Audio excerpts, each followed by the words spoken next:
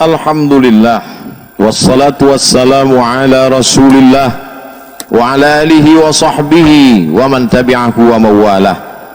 Ashhadu an la ilaha illallah wahdahu la syarika lah, wa ashhadu anna sayyidana Muhammadan abduhu wa rasuluhu la nabiyya ba'dah.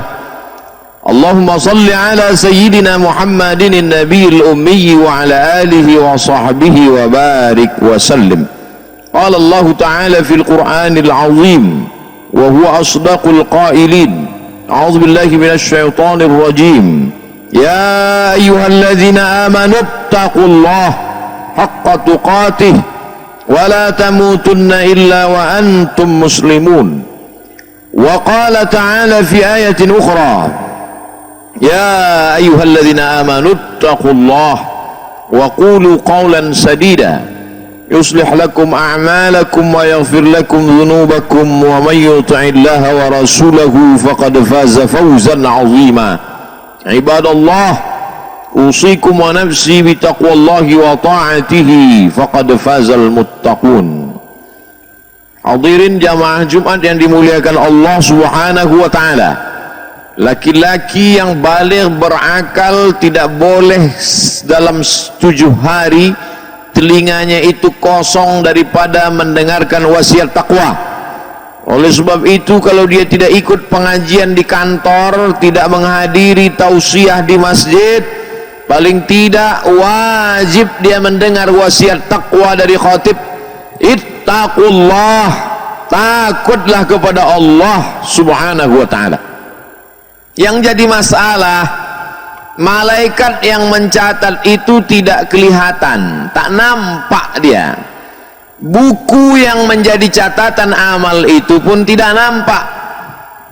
Sorga dan neraka juga tidak nampak. Malaikat maut tak nampak, roh tak nampak, dan puncaknya Allah pun tak nampak. La tudrikuhul absaru, dia tak bisa ditangkap oleh mata. Wa huwa yudrikul absara, tapi dia bisa melihat mata. Kita punya mata tapi tak bisa melihat mata kita, tapi dia melihat mata kita. Wa huwal latiful khabir, dia maha halus, dia maha tahu segala yang tersembunyi. Sekarang kita sedang berhadapan dengan manusia modern yang hanya percaya pada yang dia lihat. Kalau tidak bisa dilihat, tidak bisa dipegang, tidak bisa disentuh, tidak bisa ditangkap dengan panca indera, maka dia tidak ada. Filsafat itu namanya filsafat wujudiyah. Wujudiyah diambil dari kata materi. Materi artinya benda. Materialisme orang yang hanya percaya kalau dia ada. Ini bukan aliran modern. Ini aliran sudah ada sebelum Nabi Muhammad SAW datang. Bisa kita lihat dalam surat An-Nisa ayat 153. A'udzu billahi minasyaitonir rajim. Yas'aluka ahlul kitab. Orang Yahudi meminta kepada Nabi Muhammad sallallahu alaihi wasallam an tunazzila alaihim kitaban minas sama. Mereka mau melihat kitab itu turun dari langit dalam bentuk nyata, bukan wahyu yang masuk ke dalam hati Nabi. Mana Jibril itu? Mana kitab itu? Kenapa dia tidak kertas yang melayang-layang dari langit? Minas sama, kitaban, dalam bentuk buku dari langit, barulah kami percaya.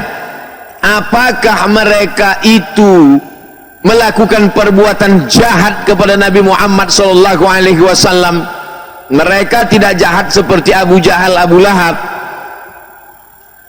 Perbuatan mereka melawan bukan dengan kekerasan, dengan senjata, tapi dengan perang pemikiran, brainwash, brain otak, wash cuci otak. Begitu yang dilakukan Yahudi menghadapi Nabi Muhammad SAW. Maka Allah mengingatkan Nabi Muhammad SAW, kalau hari ini orang Yahudi meminta engkau untuk menunjukkan mana kitab yang turun dari langit dalam bentuk kertas, faqad sa'alu Musa akbara min dzalik. Ingatlah wahai Muhammad sallallahu alaihi wasallam, mereka dulu meminta kepada Nabi Musa lebih hebat, lebih dahsyat, lebih parah, lebih kufur, lebih ingkar daripada itu. Apa yang mereka minta? Faqalu, mereka berkata, arinallaha jahrah, tunjukkan kami Allah itu nyata. Jahrah, jelas. Mana Tuhan itu? Mana Tuhan itu yang nyata? Baru kami percaya. Kita pun sekarang sedang menghadapi manusia-manusia seperti itu. Walaupun mulutnya tidak pernah menantang ustadz, belum pernah lagi ada jamaah yang tegak berdiri dan berkata, mana Tuhan itu ustadz? Mereka memang tidak lantang berkata seperti itu, tapi perbuatan mereka menunjukkan bahwa mereka sebetulnya tidak percaya kepada Allah yang ghaib. Makanya sholat itu nomor 2. Yang pertama kali sebelum sholat adalah asyhadu, aku bersaksi la ilaha illallah, bahwa dia yang tak nampak itu ada. Dia ada, hanya saja aku yang lemah tak dapat melihatnya. Wa asyhadu, dan aku bersaksi anna Muhammadan, bahwa Muhammad Rasulullah sallallahu alaihi wasallam, jarak aku dengan dia 14 abad, 1442 tahun yang lalu kalau dihitung dari hijrahnya. Aku tak pernah melihat dia, tapi aku percaya bahwa dia adalah utusan Allah subhanahu wa ta'ala. Hari ini kita lihat manusia sudah terjebak pada aliran materialisme. Dia hanya percaya kalau dilihat CCTV. Dia hanya takut kalau dikontrol oleh Satpol PP, polisi, tentara, petugas pajak, inspektoral jenderal, KPK, BPK. Tapi kalau yang melihat itu adalah yang gaib, Allah, maka dikatakan wa huwa ma'akum ainama kuntum, dimanapun kau berada, maka dia bersama dengan kamu. Wa huwa sami, dia maha mendengar. Ma yalfizu min qaulin, tak keluar satu kata dari mulutmu, illa ladaihi raqib, ada malaikat yang mengawasi atid, malaikat amat sangat dekat. Inna alaikum lahafizin, bersama kamu ada malaikat-malaikat kiraman, mulia, katibin, mencatat segala amal, zahir, batin. Ada yang zahir nampak, tapi ada batin yang tak nampak. Dalam lagu kebangsaan negara Republik Indonesia pun dinyatakan ada yang zahir, ada yang batin. Bangunlah jiwanya, bangunlah badannya. Badannya nampak, jiwa tak nampak. Oleh sebab itu, dalam ungkapan Idul Fitri pun orang berkata, mohon maaf, zahir dan batin. Orang barat yang katanya tak percaya kepada yang batin itu pun, ketika mereka kecelakaan, mereka memberikan simbol SOS, save our soul. Soul artinya jiwa, soul artinya roh. Selamatkan rohnya kami, selamatkan nyawa kami. Mana nyawa itu? Ada orang pernah melihat nyawa? Oleh sebab itu mereka yang ingkar itu sebenarnya sedang memanipulasi dirinya sendiri, sedang menipu suara hatinya bahwa dia percaya kepada Allah subhanahu wa ta'ala.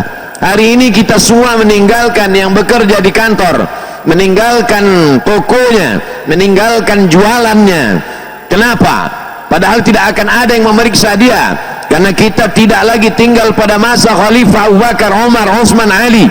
Kita tidak lagi dikontrol dalam ibadah. Silakan. Kenapa kita hari ini datang ke masjid? Alhamdulillah, kita masih percaya kepada Allah. Kita masih percaya bahwa kita akan mati, dan setelah mati kita akan bangkit kembali, dan setelah itu kita akan menghadap Allah subhanahu wa ta'ala. Tapi hari ini yang dipentingkan orang hanya zahir saja, dari mulai rambut, kulit kepala kena ketombe, sampai lubang telinga yang berdaki kotor, sampai hidung, wajah, kulit pori-pori yang tersumbat, sampai dari ujung rambut ke ujung kaki, yang diperhatikan orang hanyalah zahir. Sampai-sampai orang mengeluarkan duit jutaan bahkan miliar untuk operasi plastik, dari mulai alis mata, kelopak mata, hidung, dagu, pipi, sampai ujung kaki, semuanya zahir. Islam datang untuk menunjukkan kepada kita bahwa yang zahir ini sementara, bahwa yang zahir ini akan lapuk, akan mati. Setinggi-tinggi usia manusia baina sittina wa sab'in, antara 60, 60, 70, 70. Setelah itu kita akan mati menghadap Allah subhanahu wa ta'ala. Tapi bukan pula berarti Islam tidak mementingkan zahir. Islam mementingkan zahir. Makanya sebelum kita sholat ada namanya fikih taharah, bersuci, membasuh kemaluan dengan air, mandi, sunnah mandi hari Jumat. Apa maknanya? Islam mementingkan zahir. Makanya ketika melihat wajah di cermin, orang disuruh, diperintahkan untuk seimbang. Allahumma kama hassanta khalqi, sebagaimana kau perbaiki bentuk zahirku, hidungku, wajahku, mataku, kepalaku, fahassin khuluqi, maka perbaiki jugalah akhlakku.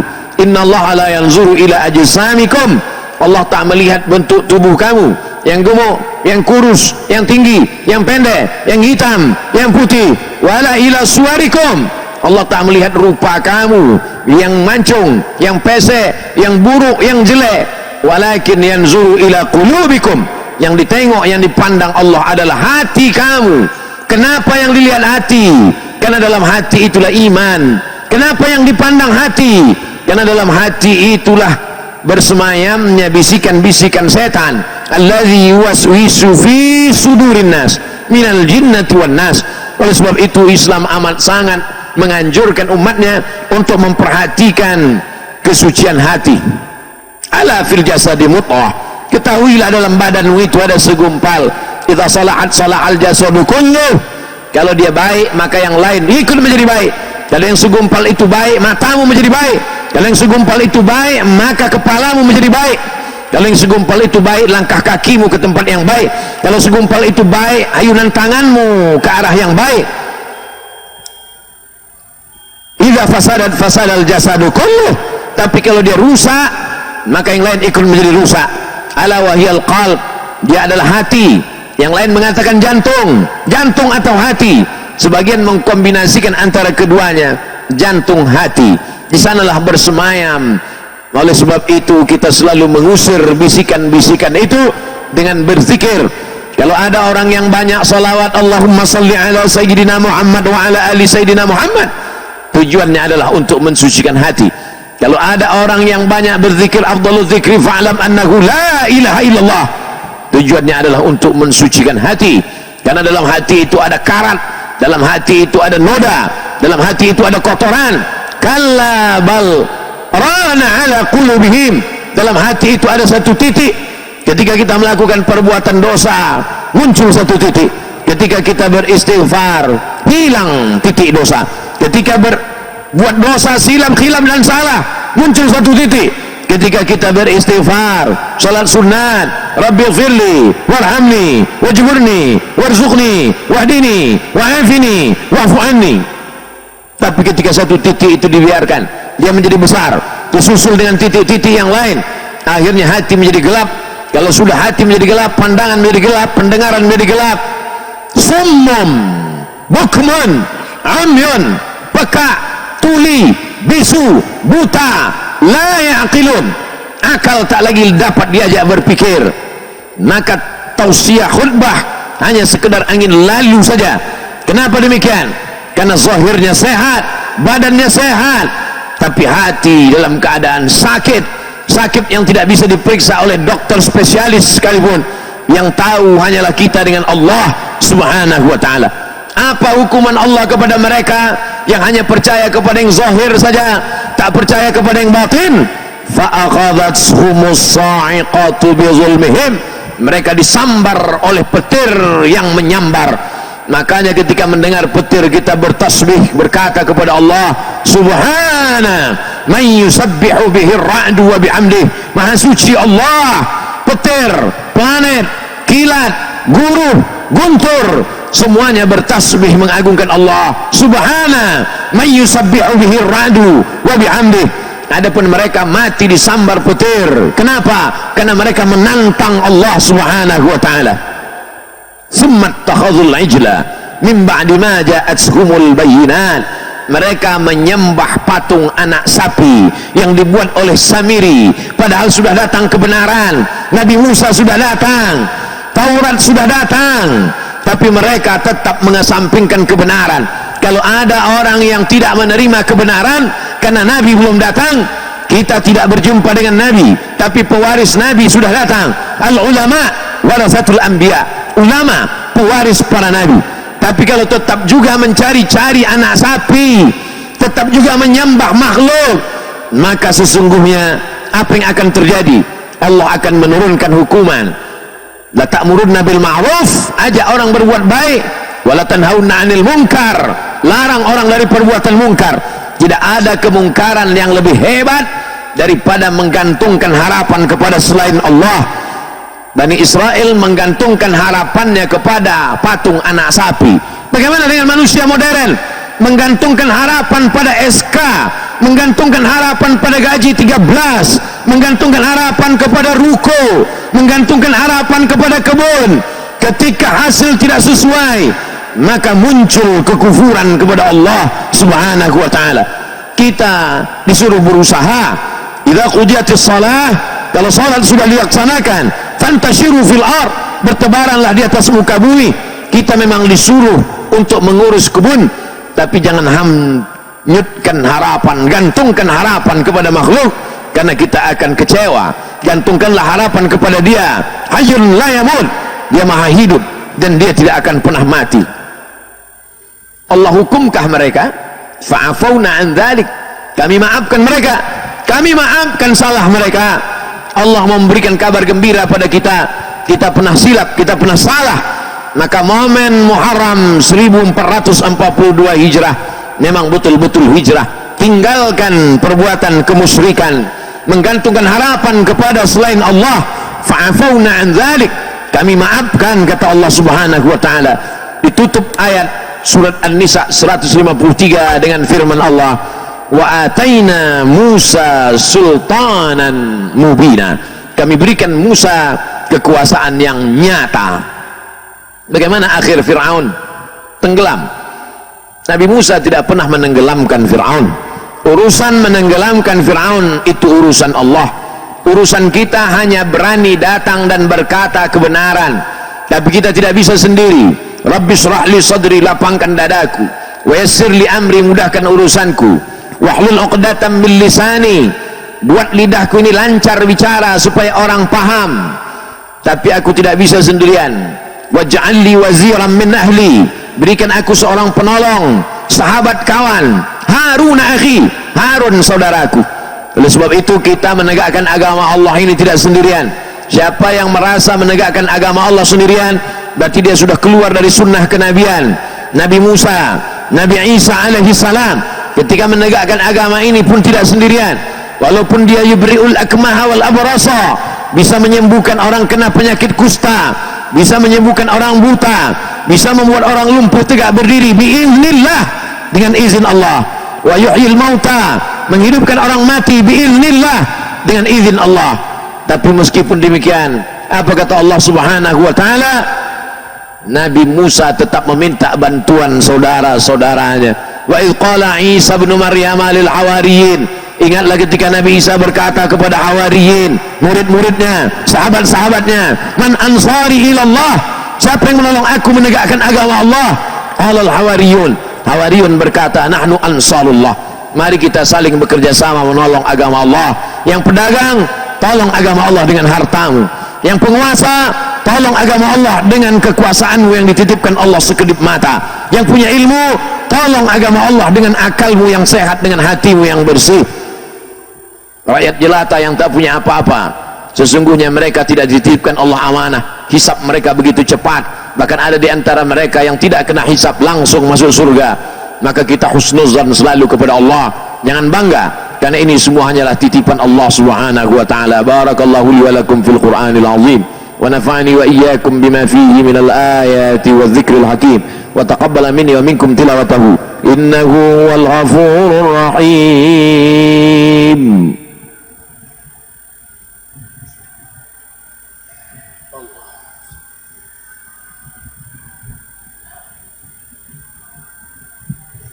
Alhamdulillahilladzi bi ni'matihi tatimmus shalihan, wassalatu wassalamu ala sayyidis sadat وعلى آله وأصحابه أهل الفضائل والكرامات. أشهد أن لا إله إلا الله وحده لا شريك له، وأشهد أن سيدنا محمدا عبده ورسوله وصفيه من خلقه وخليله، أدى الأمانة وبلغ الرسالة ونصح للأمة، وتركنا على المحجة البيضاء ليلها كنهارها لا يزيغ عنها إلا هالك. اللهم صل على سيدنا محمد وعلى آل سيدنا محمد كما صليت على إبراهيم وعلى آل إبراهيم إنك حميد مجيد. اللهم بارك على محمد وعلى آل محمد كما باركت على إبراهيم وعلى آل إبراهيم إنك حميد مجيد. قال الله تعالى في القرآن العظيم وهو أصدق القائلين: أعوذ بالله من الشيطان الرجيم، بسم الله الرحمن الرحيم، والعصر إن الإنسان لفي خسر إلا الذين آمنوا وعملوا الصالحات وتواصوا بالحق وتواصوا بالصبر. وقال تعالى في آية أخرى: إن الله وملائكته يصلون على النبي يا أيها الذين آمنوا صلوا عليه وسلموا تسليما. اللهم اغفر للمسلمين والمسلمات والمؤمنين والمؤمنات الأحياء منهم والأموات برحمتك يا أرحم الراحمين. اللهم أعز الإسلام والمسلمين واخذل الكفرة والمشركين ودمر أعداءك أعداء الدين. اللهم انصر إخواننا المجاهدين المظلومين في فلسطين وفي روهينيا ومن مشارق الأرض إلى مغاربها. اللهم ادفع عنا الغلاء والوباء والفحشاء والربا والزنا والمنكر من بلدنا هذا خاصة ومن بلدان المسلمين عامة. لا تدع لنا في مقامنا هذا وفي ساعتنا هذه ذنبا إلا غفرته، ولا هما إلا فرجته، ولا دينا إلا قضيته، ولا مسافرا إلا وصلته، ولا مريضا إلا شفيته، ولا ميتا إلا رحمته، ولا حاجة من حوائج الدنيا والآخرة لك رضا ولنا فيها صلاح إلا قضيتها ويسرتها يا رب العالمين. عباد الله، أوصيكم ونفسي بتقوى الله وطاعته فقد فاز المتقون. إن الله يأمر بالعدل والإحسان وإيتاء ذي القربى وينهى عن الفحشاء والمنكر والبغي يعظكم لعلكم تذكرون. فاذكروا الله العظيم يذكركم واسألوه من فضله يعطكم ولذكر الله أكبر والله يعلم ما تصنعون. أقم الصلاة.